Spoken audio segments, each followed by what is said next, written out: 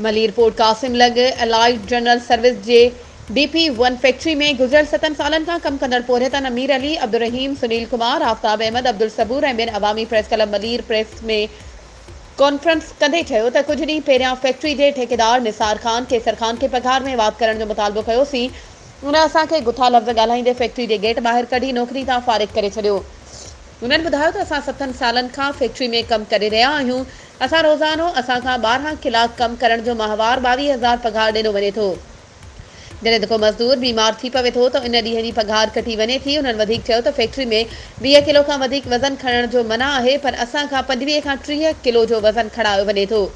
हादसे जी सूरत में फैक्ट्री में का बि सहूलियत नाहे। इन्हनि वज़ीर आला सिंध वज़ीर लेबर सईद गनी खां मुतालबो कंदे चयो त असांजी नौकरी बहाल कराए हुकूमत सिंध जे ऐलान मुताबिक़ पघार ॾियारी वञे। वधीक ख़बरुनि ऐं अपडेट्स जे लाइ असांजे चैनल खे सब्सक्राइब कयो ऐं हा, बेल आइकन खे प्रेस करणु न विसारिजो त जीअं असांजी हर नई अचण वारी वीडियो तव्हां ताईं पहुची